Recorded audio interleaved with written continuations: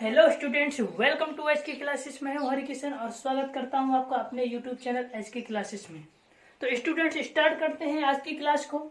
और आज की क्लास में लिया है हमने इलेक्ट्रोस्टैटिक्स के वैद्युत क्षेत्र और वैद्युत आवेश से भाग 9 पार्ट 9 को। इसके पहले 8 पार्ट अपलोड हो चुके हैं। इस वीडियो के डिस्क्रिप्शन में लिंक मिल जाएगा, आप पिछले के भाग वहां से देख सकते हैं। तो आज के लेसन को स्टार्ट करते हैं, आज के टॉपिक को स्टार्ट करते हैं और देखते हैं यहाँ पर आज potential energy of electric dipole. आज पढ़ेंगे हम क्या? Potential energy of electric dipole. द्विध्रुव की स्थिति ऊर्जा, वैद्युत द्विध्रुव की स्थिति ऊर्जा पढ़ेंगे आप। क्योंकि आप जानते हैं कि कार्य ही एक प्रकार की ऊर्जा है और इसके पहले हमने पढ़ा हुआ है कि द्विध्रुव को किसी क्षेत्र में रखने से घुमाने में किया गया कार्य। ठीक है, कहना सर जब कार्य ही ऊर्जा होती है तो कार्य आप निकाल चुके हैं, फिर ऊर्जा क्यों निकालते हैं? क्वेश्चन हो सकता है ऐसा, है ना। तो जो कार्य था वो द्विध्रुव को पूरे घुमाने में किया गया कार्य निकाल रहे थे। जो स्थितिज ऊर्जा होती है वो किसी एक स्टैंडर्ड पोजीशन से, किसी एक मानक स्थिति से जब किसी द्विध्रुव को घुमाया जाए।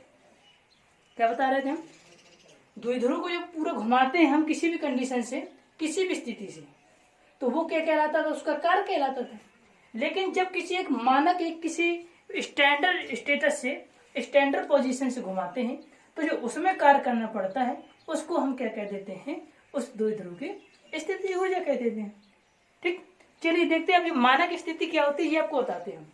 सबसे पहले इस स्टैंडर्ड स्टेटस की बात कर लेते हैं, देखते हैं कि स्थिति ऊर्जा क्या निकलेगी। तो यहां पर लेते हैं सबसे पहले एक यूनिफॉर्म इलेक्ट्रिक फील्ड लेते हैं, एक समान वैद्युत क्षेत्र। आप जानते हैं एक समान वैद्युत क्षेत्र सब लोग जानते हैं भैया, जहां पर वैद्युत बल रेखाएं आपस में एक दूसरे के समांतर हों और समांतर होने के साथ साथ इन लाइनों की जो बीच की डिस्टेंस होती है वो क्या होनी चाहिए? इक्वल होनी चाहिए, बराबर होनी चाहिए, कम ज्यादा नहीं होनी चाहिए। ठीक है, तो एक समान वैद्युत क्षेत्र कहलाता है। मानक स्थिति वो होती है जहां पर द्विध्रुव को अगर हम रख दें तो रखने के बाद उस पर सबसे ज्यादा टॉर्क काम करे। एक ऐसी कंडीशन जहां पर सबसे ज्यादा उस पर बल आघूर्ण कार्य करने लगे वो उसकी मानक स्थिति कहलाती है। तो सबसे ज्यादा स्थिति में सबसे ज्यादा बल आघूर्ण कहां कार्य करता है? जो आपने देखा था द्विध्रुव पर लगने वाले टॉर्क के लिए। एक ये वैद्युत द्विध्रुव है, ये रख दिया हमने इस तरीके से इसको। ठीक, ये प्लस क्यू है और ये यहां पर माइनस क्यू है, इस प्रकार से। ठीक है, ये वैद्युत क्षेत्र की डायरेक्शन है, इलेक्ट्रिक फील्ड डायरेक्शन है। अब कहना सर ये तो आपने लंबवत रख दिया, तो सबसे अधिकतम जो टॉर्क्यू कार्य करता है हमने बताया वैद्युत द्विध्रुव में, वो इस स्थिति में ही कार्य करता है जब लंबवत रखा होता है। क्योंकि आपने फॉर्मूला क्या पढ़ा, यहाँ पे समझिएगा थोड़ा। आपने फॉर्मूला पढ़ा है टाउ बराबर पीई साइन थीटा, ये पढ़ा हुआ है। अब टाउ मैक्सिमम क्योंकि साइन थीटा है यहाँ पे, ठीक है, और साइन के लिए सबसे अधिकतम मान कहाँ होता है? 90 डिग्री पे। साइन का सबसे अधिकतम मान कहाँ होता है? 90 डिग्री में। तो यहाँ पर अगर थीटा इक्वल टू 90 डिग्री है तो टाउ इक्वल टू क्या निकलेगा यहाँ पर? PE sine 90 degree. Sine 90 degree मतलब 1 अधिकतम होता है, तो टाउ मैक्सिमम क्या निकलेगा? P इंटू ई, ऐसा कुछ निकलता है। ठीक, तो सबसे अधिकतम जो टॉर्की हो कहाँ काम करता है? यहाँ पर इस लंबवत स्थिति में, जब द्विध्रुव को हम लंबवत रखें क्षेत्र में। तो ये जो लंबवत वाली स्थिति है ये होती है एक मानक स्थिति। अब इस मानक स्थिति से, एक स्टैंडर्ड स्टेटस से हम क्या करते हैं? इस द्विध्रुव को घुमाते हैं। ठीक, अब यहाँ पे द्विध्रुव को हमने क्या किया? घुमाया। तो देखते हैं कुछ इस प्रकार से, ये घुमा दिया। ठीक, इस प्रकार से पहले ये थीटा 90 डिग्री में था, अब ये इतना घूम गया, यहाँ से कितना कोण घूम गया? थीटा कोण कितना घूम गया? थीटा इतना घूम गया। क्लियर? देखो ये मानक कंडीशन थी, अब ये ध्रुव तक प्लस वाला इधर आ गया और माइनस वाला यहाँ हो गया। ये बात यहाँ तक समझ आती है। क्या किया पहले हमने यहाँ पे एक मानक स्थिति में रखा, स्टैंडर्ड पोजीशन पे रखा इसको, और वहां से हमने इसको क्या किया, घुमाया। अब यहां से यहां तक घुमाने में अब जो भी कार्य करना पड़ेगा वो कहलाएगा इलेक्ट्रिक डाइपोल की पोटेंशियल एनर्जी, द्विध्रुव की स्थिति ऊर्जा कहलाएगी। तो अब यहाँ पर देखना क्या है, चूंकि ये घूमा है, ठीक है, घूमने में बल आघूर्ण कार्य करता है ना, कार्य तो यहाँ भी करना पड़ा हमें, तो घुमाने में बल आघूर्ण कार्य करेगा। और जो विस्थापन हुआ यहाँ से यहाँ तक वो कितना हो जाएगा, एक छोटा विस्थापन डी थीटा। क्या हो जाएगा, डी थीटा। यहाँ पर कौन सा विस्थापन आएगा, कोणीय विस्थापन, क्योंकि ये क्या कर रहा है, रोटेट कर रहा है, और रोटेट करने में कौन सा विस्थापन आएगा अपना, कोणीय विस्थापन, ठीक है। और यहाँ पर जो बल कार्य करेगा वो बल आघूर्ण कार्य करेगा। अब देखते हैं इस स्थिति में कार्य क्या निकलेगा। तो कार्य बराबर क्या होता है, बल गुणे विस्थापन। तो यहाँ पर निकालेंगे कार्य बहुत छोटा, देखिएगा डी डब्ल्यू, छोटा कार्य करना एक छोटे से रोटेशनल के लिए, छोटे से विस्थापन के लिए, छोटे डिस्प्लेसमेंट के लिए। डब्ल्यू बराबर क्या निकलेगा, टाउ इंटू बल गुणे विस्थापन इंटू डी थीटा, बलाघूर्ण कोणीय विस्थापन, ठीक है। अब हमें क्या करना है, दोनों पक्षों पे क्या करें, इसका इंटीग्रेशन कर दें, समाकलन कर दें। तो क्या लिखेंगे, समाकलन करने पर क्या कर दें, समाकलन कर दें, ठीक है। अब समाकलन करें इसको, देखें, integration D W equal to integration tau into D theta, tau into D theta, clear. अब यहाँ पे देखना है कि हमारी लिमिट क्या आएगी, कहाँ से कहाँ तक के लिए हम देखते हैं कि स्थितिज ऊर्जा कैसे निकलेगी। तो हमने देखा स्टैंडर्ड पोजीशन कहाँ थी हमारी, 90 डिग्री पे, ऐसे रखा हुआ था हमने नंबर, ठीक है। तो प्रारंभिक स्थिति क्या थी उसकी, थीटा वन, यहाँ पर 90 डिग्री। ये चीज समझ आ रही है कि नहीं, प्रारंभिक स्थिति 90 डिग्री थी, तो प्रारंभिक थीटा वन का मान आएगा वो क्या आएगा, 90 डिग्री। कहाँ तक घुमा दिया हमने, थीटा कोण तक। कहाँ तक घुमा दिया, थीटा कोण तक। तो ये कहाँ पहुंच जाएगा, थीटा, कहाँ पहुंच जाएगा, थीटा। ये लिमिट हमारी होगी 90 से थीटा तक, क्लियर हुआ। चलिए अब देखते हैं यहाँ पर इंटीग्रेशन, इसका इंटीग्रेशन में देखें, डी डब्ल्यू इक्वल टू 90 से थीटा। अब टाउ बराबर क्या पढ़ा अपन ने, क्योंकि यहाँ पर थीटा, टाउ बराबर पढ़ा पी साइन थीटा, टॉर्क क्यों पढ़ा है ना अपने, इंटू डी थीटा, क्लियर हुआ, समझ पा रहे हैं इस चीज को। अब देखिएगा इंटीग्रेशन किसके रिस्पेक्ट में हो रहा है, थीटा के रिस्पेक्ट में। तो थीटा वाले फंक्शन को अंदर रखें इंटीग्रेशन के, और जो नहीं है उनको बाहर कर दें। तो देखो पी और ई, इन दोनों को जी कांस्टेंट हो जाएंगे इसके लिए, क्योंकि थीटा के रिस्पेक्ट में कर रहे हैं। तो इसको क्या करें हम, बाहर कर लें थोड़ी देर के लिए। तो बच जाएगा integration D W equal to P E integration 90 to theta sine theta into D theta, clear हो गया, ठीक है। चलिए इसके लिए आप चलते हैं यहाँ से, देखना थोड़ा सा इंटीग्रेशन करा देते हैं इसका। तो यहाँ पर डब्ल्यू बचेगा, डब्ल्यू करेंगे, इधर देख लीजिए, डब्ल्यू आ जाएगा equal to P E sine theta. इसका इंटीग्रेशन हमने बताया था पिछले लेक्चर में, साइन थीटा क्या होता है, माइनस का कॉस थीटा। क्या होता है, माइनस का कॉस थीटा। तो ये क्या बन जाएगा, माइनस का कॉस थीटा, और लिमिट आ जाती है 90 टू थीटा। लिमिट कैसे निकालते हैं हम, इसकी लिमिट कैसे हटाते हैं, upper limit minus lower limit. Upper limit ऊपर पहले वाली लिमिट से, ऊपर वाली लिमिट से नीचे वाली लिमिट को क्या कर देते हैं, घटा लेते हैं। तो देखते हैं डब्ल्यू इक्वल टू क्या निकालेंगे, पीई अपर लिमिट मतलब थीटा, अर्थात माइनस का थीटा, थीटा की जगह थीटा ही रखना है, ठीक है। तो upper limit minus lower limit, तो लोअर लिमिट एक माइनस और लगा हुआ है, तो एक माइनस और लगाओ, कॉस थीटा की जगह यहाँ पर अपर लिखा है 90 डिग्री।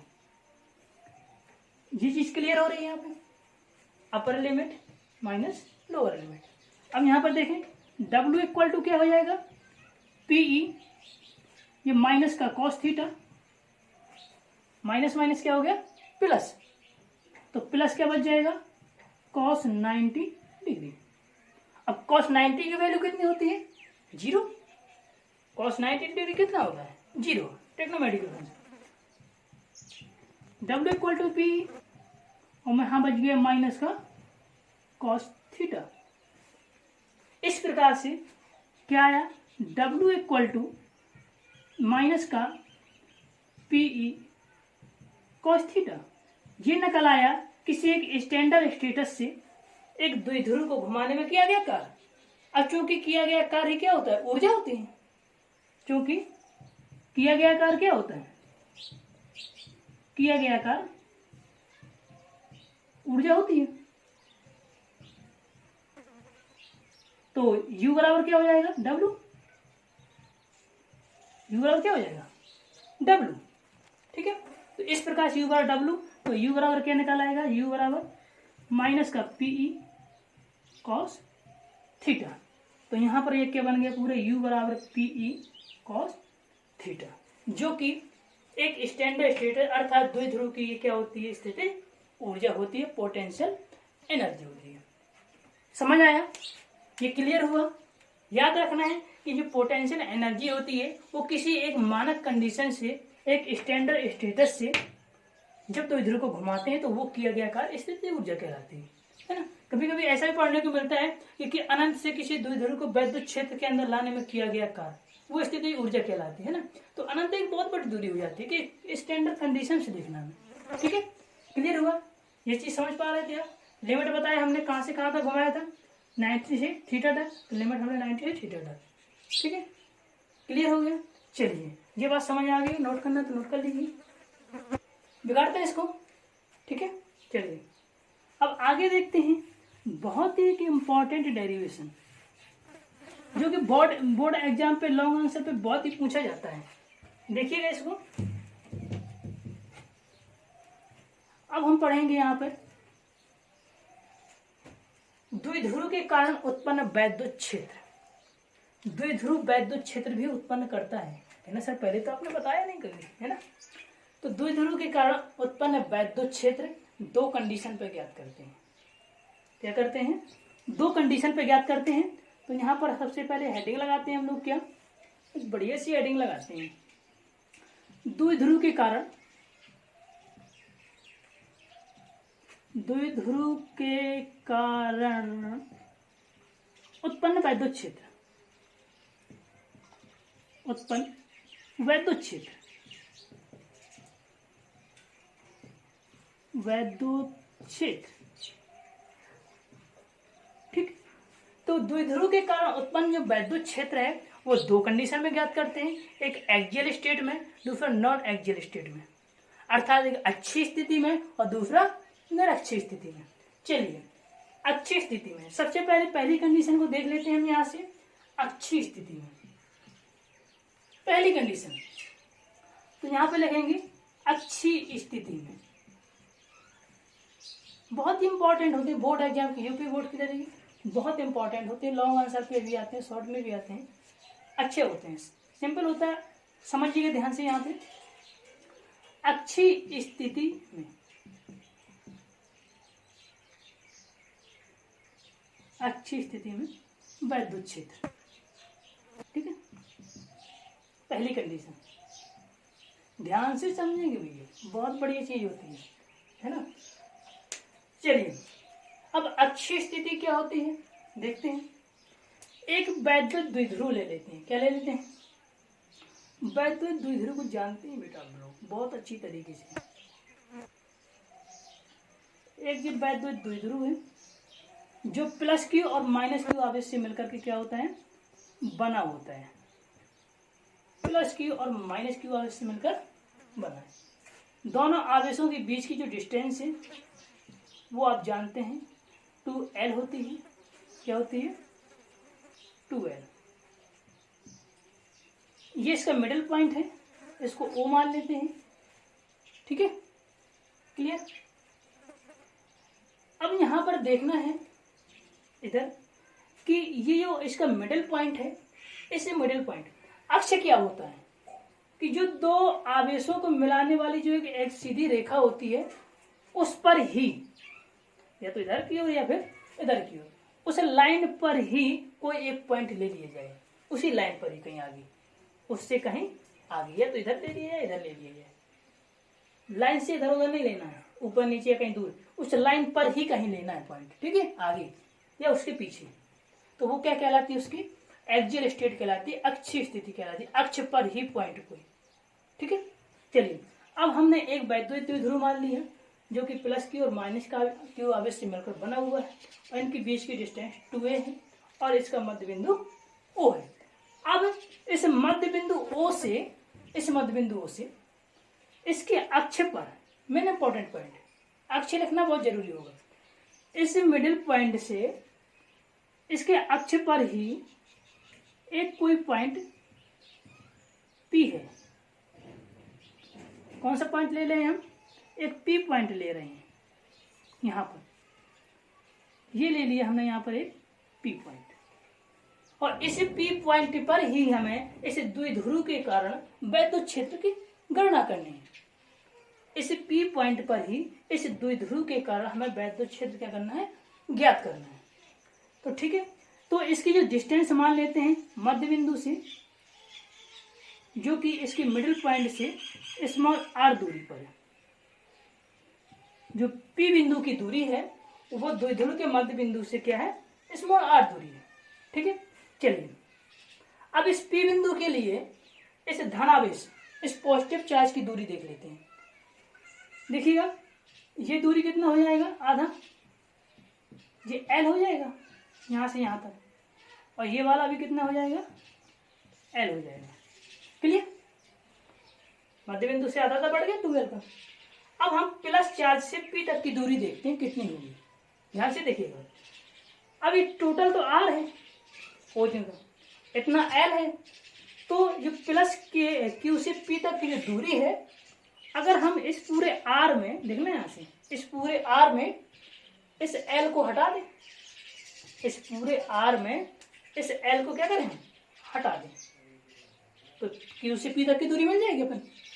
तो कैसे हटाना है देखते हैं। सबसे पहले यहाँ से यहाँ तक की दूरी देखें, धन आवेश, ये वाली दूरी, इधर से इस पूरे R में हम L को क्या करें, निकाल दें, क्या करें, इस L को हटा दें, तो R माइनस L। ये बात समझ आ रही है आपको, पूरे R में हमने इस L को हटा दिया तो ये वाली दूरी क्या हुई, बच जाती है।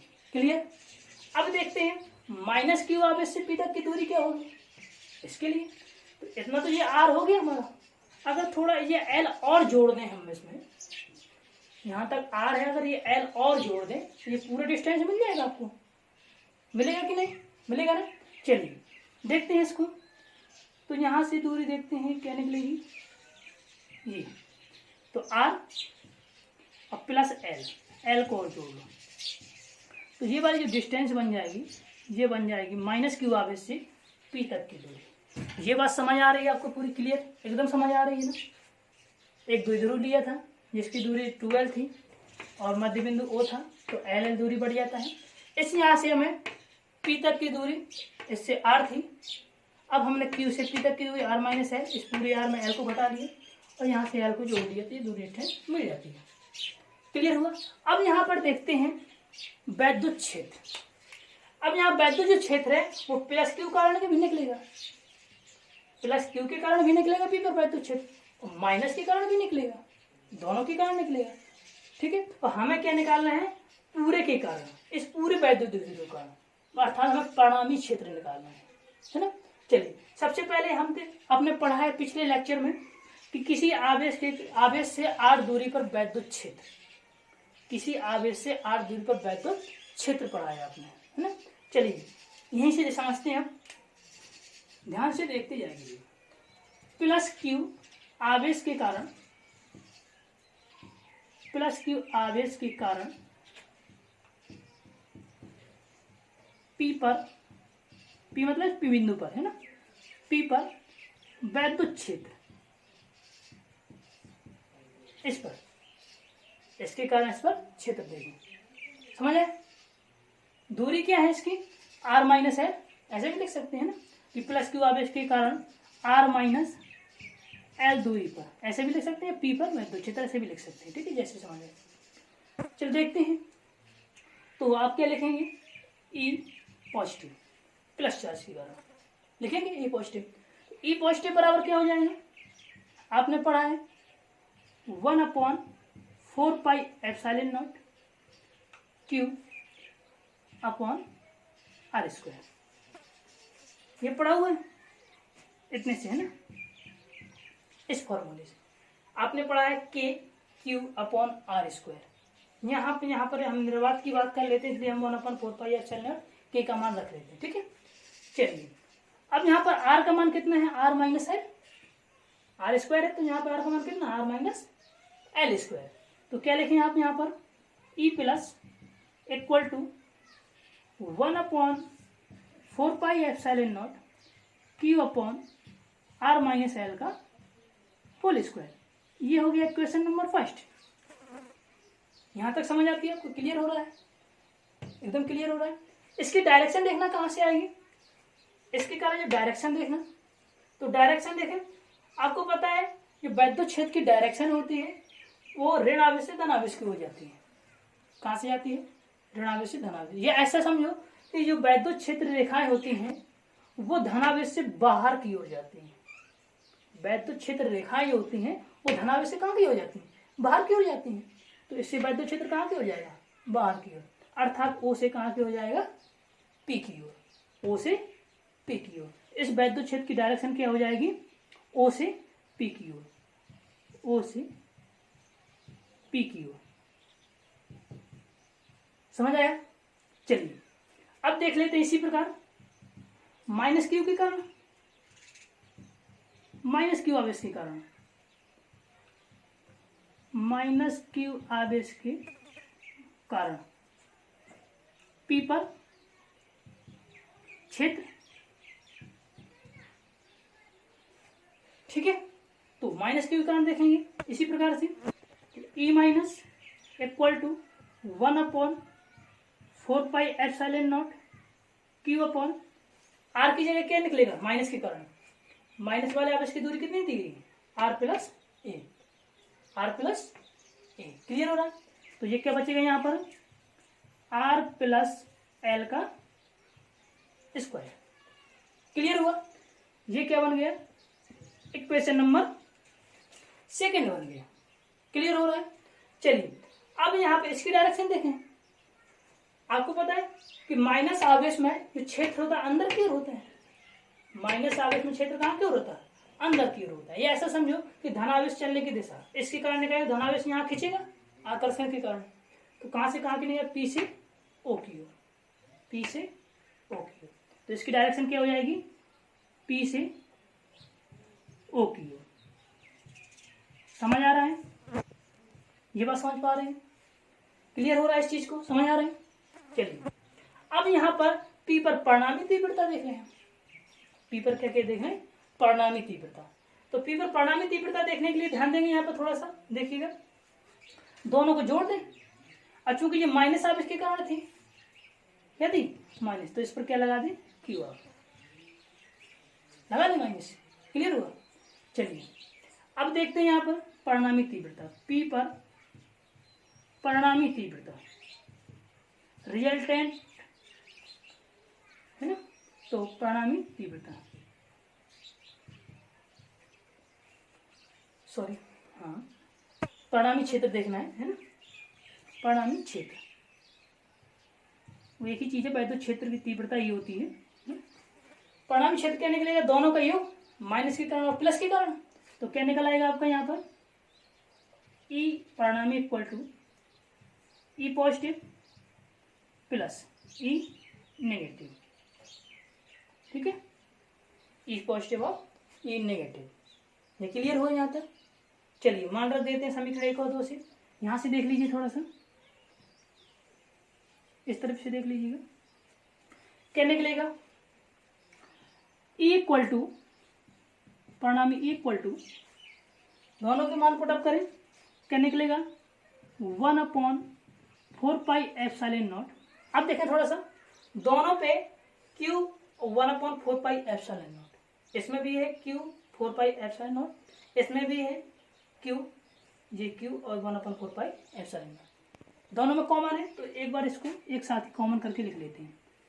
देखिएगा, इसको कॉमन करके ही लिखते हैं।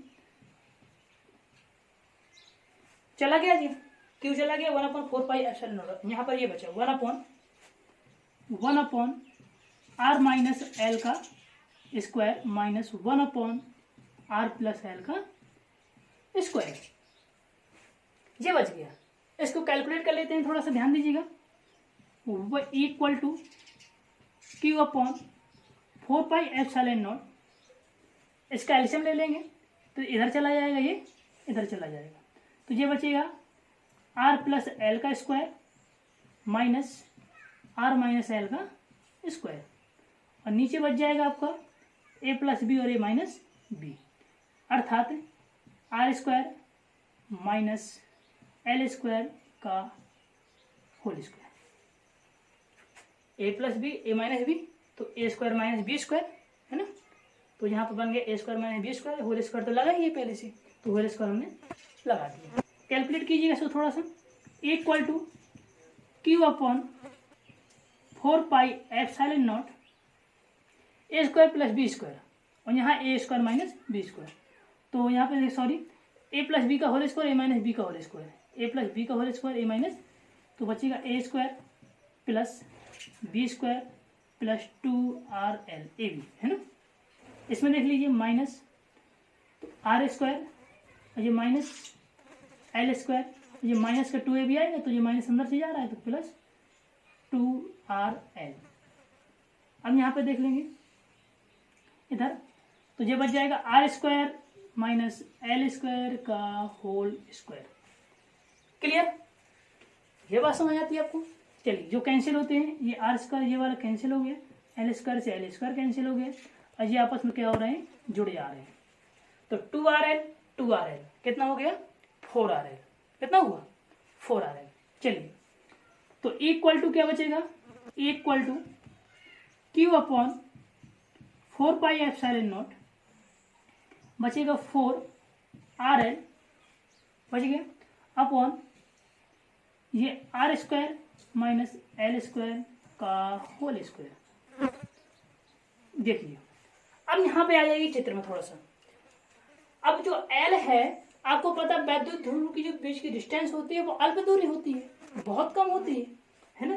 तो जो l है वो r की अपेक्षा, इस r की अपेक्षा, यार है इस r की अपेक्षा बहुत छोटा होगा।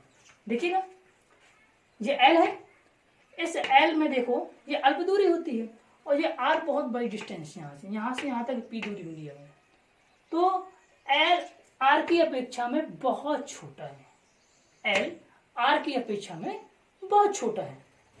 तो अर्थात ऐसा लिख सकते हैं, क्योंकि यहाँ पे देखेंगे, क्योंकि l is less than r, देख सकते हैं, मतलब बहुत छोटा है l r की अपेक्षा। ये ऐसा कह सकते हैं r बहुत बड़ा है l के अपेक्षा। क्लियर हुआ। तो लगभग क्या हो जाएगा, आपको पता है कि एक आदर्श द्विध्रुव के लिए इनकी जो बीच की डिस्टेंस होती है वो लगभग 0 होती है, 0 तो नहीं लेकिन लगभग 0 होती है। तो यहाँ पर l का मान क्या हो जाएगा, लगभग 0। तो देख लेते हैं, equal to q/4πε0 4rl upon यहाँ पर r², ये मान 0 हो गया, तो स्क्वायर केवल इस पे आ जाएगा। क्लियर हुआ, क्योंकि यहाँ पर क्या हुआ है, l बहुत छोटा है r से। अब यहाँ पे देखना क्या है, इक्वल टू क्या हो जाएगा, q/4πε0 4rl अपॉन r⁴, एक r से एक r यहाँ पे कैंसिल हो गया, चार घात है यहाँ पे, एक और है, तो ये कैंसिल हो गया। क्या बच जाएगा, इक्वल टू ऊपर बचेगा 4, इस क्यू को भी अंदर गुणा करा लो, 4l³ अपॉन 4πε0, और यहाँ पर बच गया r⁴। क्लियर हो रहा है, यहाँ तक समझ पा रहे हैं आप इस चीज को। ठीक है, चलिए आगे दिखाते हैं आपको। Equal to two Q L. इसे 4 को हमने 2 भागों में तोड़ लिया, अलग अलग गुणनखंड के रूप में कर दिया। 2 दूनी 4 फिर से हो जाएगा, तो 2 को अलग कर दिया। इसको अलग कर लीजिए, upon 4 pi epsilon nought into R Q. समझ पा रहे हैं? अब 2QL ये क्या होता है? वैद्युत द्विध्रुव आघूर्ण P। क्या होता है? वैद्युत द्विध्रुव आघूर्ण P होता है, जिसको हम क्या लिख सकते हैं? P। तो यहाँ पे देखें, थोड़ा सा इधर दिखाई देगा कि नहीं? चलिए इस तरफ देख लीजिए, थोड़ा सा यहाँ से इसको इधर देख लीजिए, शायद नीचे नहीं दिखेगा, तो इधर देख लीजिए। तो इक्वल टू क्या बचेगा? इक्वल टू वहां से देखें 2 रहेगा। अब 2QL ये क्या बन जाएगा? आपका P बन जाएगा। तो इसको क्या लिखें? P अपॉन ये तो यही रहेगा 4 pi epsilon nought into R Q. तो फाइनली इसको क्या लिख सकते हैं? Equal to 1 upon 4 pi epsilon nought 2P upon R Q. ये होता है किसी वैद्युत द्विध्रुव के अक्ष पर उत्पन्न वैद्युत क्षेत्र या वैद्युत क्षेत्र की तीव्रता। किसी वैद्युत द्विध्रुव के कारण अक्ष पर उत्पन्न वैद्युत क्षेत्र की तीव्रता। क्लियर हुआ? समझ आया है आपको? एक बार प्लस के कारण निकालना है, एक बार माइनस के कारण निकालना है, आपस में दोनों को जोड़ देना है, परिणामी क्षेत्र निकाल लेना है। और जो परिणामी क्षेत्र आएगा वो हमारा क्या होता है? अक्ष पर उत्पन्न वैद्युत क्षेत्र की तीव्रता होती है। समझ आया? एकदम क्लियर हुआ? आगे के लेक्चर में हम पढ़ेंगे कि निरक्ष पर वैद्युत क्षेत्र क्या होता है, किसी वैद्युत द्विध्रुव के कारण निरक्ष पर वैद्युत क्षेत्र क्या होता है, वो हम अगले लेक्चर में पढ़ेंगे। ठीक है? इस वीडियो को आप पूरा देखें, जिससे कि आपको अच्छी तरीके से समझ आए। नोट्स भी तैयार किया करें। क्लियर है? और पीछे के लेक्चर देखने के लिए आपको इसके डिस्क्रिप्शन में लिंक दे दें, तो आप पीछे के लेक्चर्स को भी कंप्लीट कर सकते हैं। ठीक है? ऐसे ही नॉलेजेबल 11 और 12 के फिजिक्स और मैथ से संबंधित आपके वीडियो अपलोड होते रहते हैं। तो पूरी वीडियो देखने के लिए, एक यूपी बोर्ड 2021 का कोर्स कंप्लीट करने के लिए आप घर बैठे तैयार कर सकते हैं। इसके लिए आपको सब्सक्राइब करें एच की क्लासेस चैनल को, जिससे कि आप आसानी से सरल भाषा में फिजिक्स और मैथ को कंप्लीट कर सकते हैं। Thank you so much.